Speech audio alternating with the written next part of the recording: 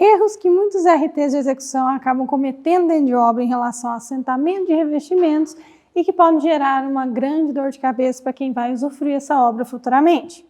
Primeiro erro que eu quero tratar aqui é o erro de diminuição de junta de assentamento. Normalmente, em prol da estética, o pessoal acaba diminuindo o tamanho dessas juntas de assentamento. E o que é a junta de assentamento? A junta de assentamento é aquele espaço entre os revestimentos.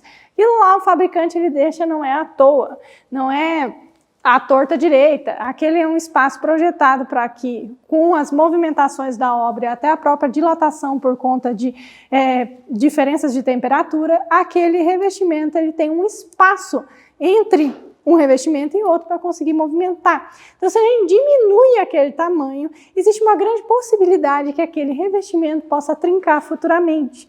Então, eu vejo muitas pessoas dentro de obra diminuindo o tamanho da junta de assentamento porque fica mais bonito. Fica um pano mais uniforme, né? A famosa junta mais seca, né? A junta mais próxima. Realmente, fica um ambiente muito mais bonito. Mas é interessante que a gente obedeça realmente essas recomendações do fabricante, justamente por conta disso, porque a gente está tirando o espaço que o revestimento precisa para poder se movimentar. E quando a gente tira esse espaço, a probabilidade de trincar é enorme. Por isso que a gente não pode mudar esses tamanhos de junta de dilatação. Outro ponto que muito RT de execução acaba errando é escolhendo o revestimento, né? Normalmente os arquitetos ali escolhem simplesmente pela estética. Ah, eu adorei esse piso, faz parte aqui da linha de arquitetura que eu escolhi para o projeto, por exemplo, e acaba não se atentando para as indicações de uso daquele revestimento. Eu lembro de um shopping, não era um shopping muito grande, no Paraná, alguns anos atrás, uns 15 anos atrás, que esse shopping, um mês após a sua inauguração, já estava com vários revestimentos de piso trincado, justamente porque a escolha daquele material foi feita sem levar em consideração a sua resistência de tráfego. Então a gente tem que verificar com o fabricante, na ficha técnica daquele material, quais são as indicações de uso. Eu gostei dessa pastilha, será que ele resiste, né, se eu colocar essa pastilha numa sauna? Ah, gostei desse porcelanato, tem tudo a ver com a linha arquitetônica que eu escolhi, né, para o projeto que eu estou realizando. Será que ele realmente tem resistência ao tráfego?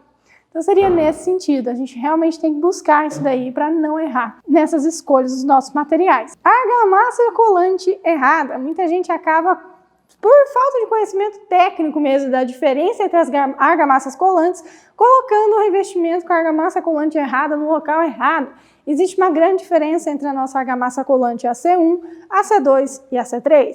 Eu já ouvi de várias pessoas, não foi de uma nem duas pessoas, infelizmente, de que essas diferenças não existem e que é simplesmente para o pessoal, né, os fabricantes lá tirar dinheiro de quem está construindo. E não é bem assim. A diferença principal entre as argamassas colantes é a quantidade de aditivo que existe nelas, tá? A AC1 é a que menos tem aditivo. Então, ela vai ter uma menor resistência e uma menor flexibilidade. A AC2 vai ter uma quantidade relativa aí de aditivo. Então, ela vai ter uma resistência bacana e uma flexibilidade maior do que a AC1.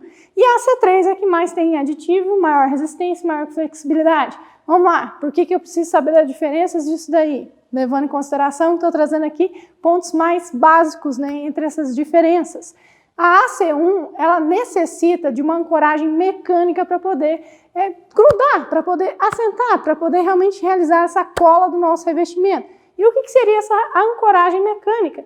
Ela depende da porosidade do revestimento. Ela vai adentrar os poros do revestimento e da superfície do substrato que a gente está revestindo para poder realizar essa cola. Já a C2 e a C3, que tem um pouco mais de quantidade de aditivo, ela não precisa dessa ancoragem mecânica, não precisa da porosidade do revestimento para poder realizar o assentamento. A C2 e a C3, elas dependem de uma ligação química, é basicamente por contato.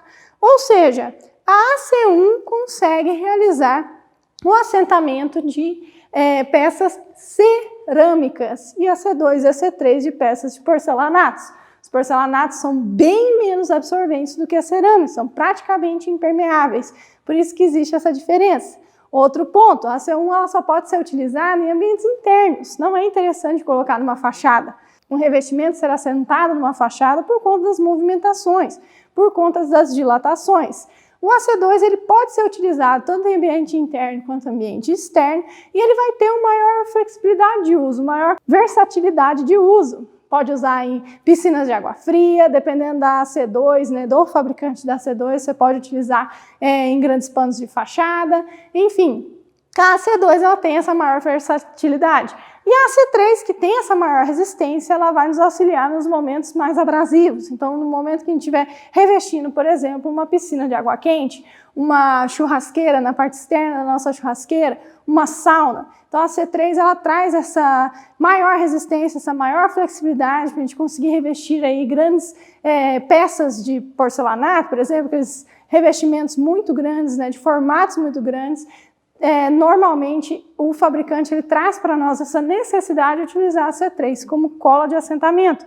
E um erro muito frequente dentro das obras é que o pessoal, por não saber essas diferenças e onde utilizar cada argamassa colante, acaba utilizando qualquer uma em qualquer lugar. E utilizar a argamassa colante no local errado, por exemplo, uma argamassa colante AC1 para colar porcelanato, pode gerar desplacamentos, ok? Por isso que é um erro que eu estou trazendo aqui, que infelizmente é bastante recorrente e bastante simples da gente perceber. É simplesmente a diferença aí das nossas argamassas colantes para a gente atentar a utilizar cada argamassa no local correto, na destinação correta. Outro ponto que muita gente acaba errando dentro de obra, e esse realmente pouco RT de execução presta atenção, são os tempos das nossas argamassas colantes. Tem vários tempos que a gente precisa obedecer dessas argamassas colantes. O primeiro tempo que a gente precisa, né, prestar atenção é o tempo de validade da argamassa colante, porque a argamassa colante normalmente ela tem uma validade ali após sua data de fabricação de 6 a 8 meses. E dependendo se você faz uma compra programada, por exemplo, na Porto Belo tem isso, né, que você compra lá com 6 meses de antecedência os revestimentos da obra inteira, né, para ter um preço mais acessível, mais bacana, para ter uma negociação mais fácil aí com o seu fornecedor, e de repente já negocia ali tudo junto, a argamassa colante também, chega tudo na sua obra, você demora aí um tempo a mais do que o planejado, por exemplo, para começar a revestir, e quando você vai iniciar esse assentamento desses revestimentos, sua argamassa já está vencida. Então é muito interessante que a gente estoque elas de uma maneira, né, que a gente consiga ter acesso a essas argamassas colantes e visualizar, né, ter esse entendimento da importância de que a nossa argamassa colante ela tem que estar dentro da data de validade, né? A gente não pode usar um produto aí que já tenha passado. Outro tempo bastante importante em relação às argamassas colantes e que muito pouco a gente presta atenção nessa parte é que após misturar com água essa nossa argamassa colante, existe um tempinho de maturação que o fabricante nos pede para a gente deixar essa argamassa esperando.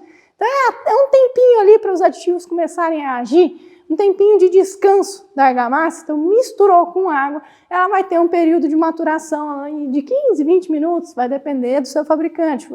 Esses dados vão estar na sua ficha técnica de quanto tempo você precisa esperar desse tempo de maturação.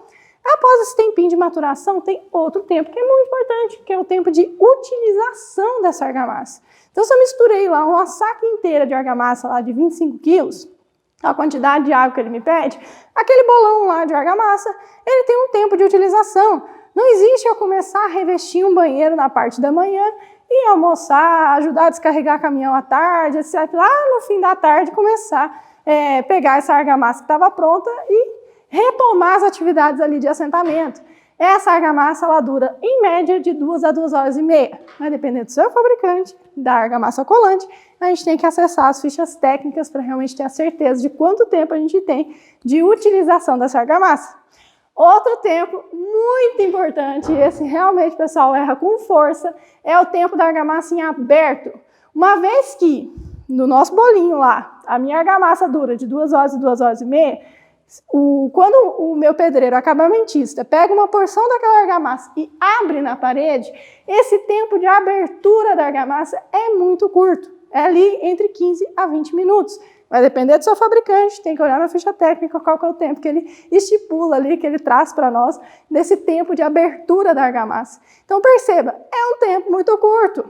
Se o seu pedreiro acabamentícia abriu a argamassa na parede inteira, pode saber que esses revestimentos que vão ser assentados nessa parede vão acabar desplacando com o tempo, porque essa cola já vai ter entrado no processo de cura. E como é que eu sei se a minha cola que está aberta, a minha argamassa colante que está aberta na parede, ainda está ok para ser utilizada. Vamos dizer que você viu lá o pedreiro abrindo lá um pedaço pequeno da argamassa colante, foi fazer um xixi, foi ajudar o outro ali a arrumar alguma coisa dentro de obra e você fica meio receoso, sem saber se aquela argamassa realmente vai estar prestando ainda. O que você pode fazer? O teste do dedo, pressionar aquela argamassa colante que está em aberto. Se sujar o seu dedo, é porque ela ainda pode ser utilizada. Se não sujar, é porque ela já entrou nesse processo de cura e se você assentar o revestimento daquela forma, vai acabar desplacando futuramente. Então, pedir para retirar aquela argamassa que está aberta, jogar fora, descartar e abrir uma nova argamassa.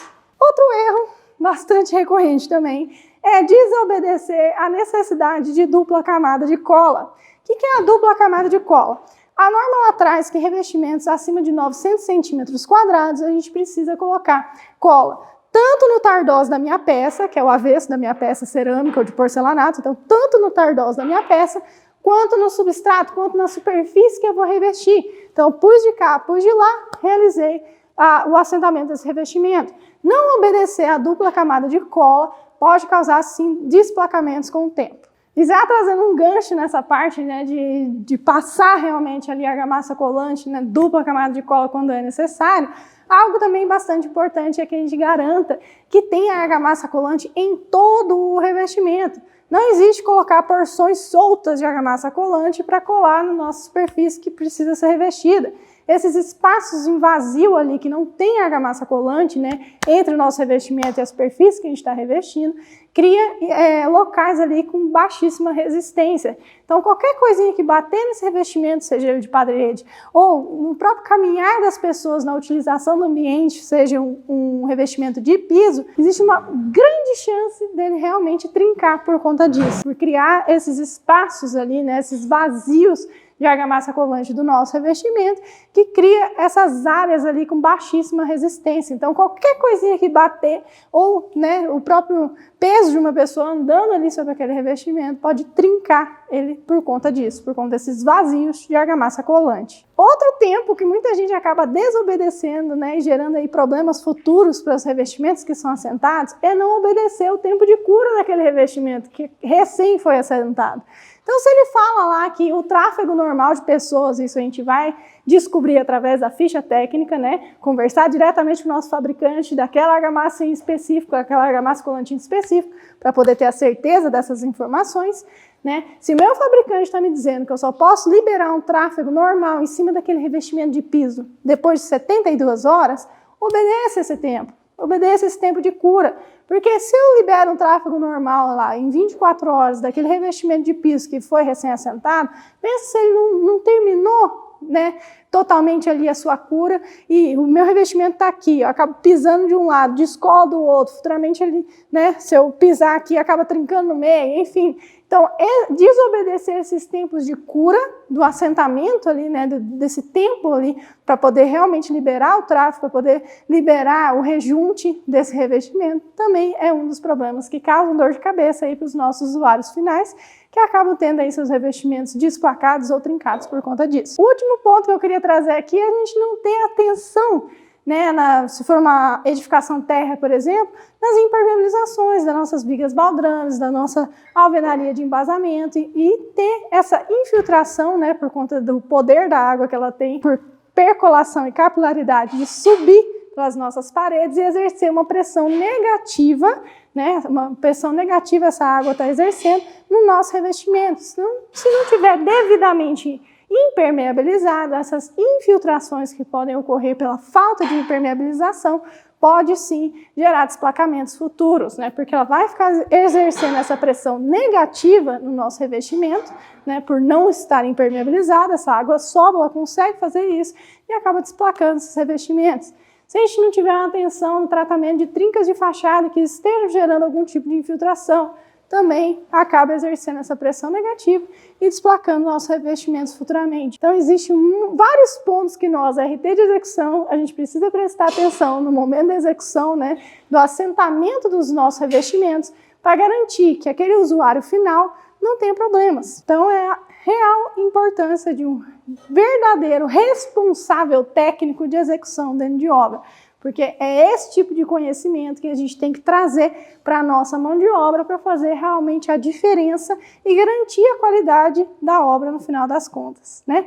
Porque ninguém merece uma obra aí que os revestimentos acabam desplacando e trincando por falta de conhecimento técnico pelo responsável por aquela execução. Se você gostou desse vídeo, é só clicar em gostei aqui embaixo, compartilha com alguém que você acha que também vai achar interessante saber desses assuntos que eu tenho trazido aqui dentro do YouTube. Eu também estou no Instagram, caso você não saiba, me segue por lá também, que eu trago bastante conteúdo por lá. Ok? Então, até o próximo vídeo.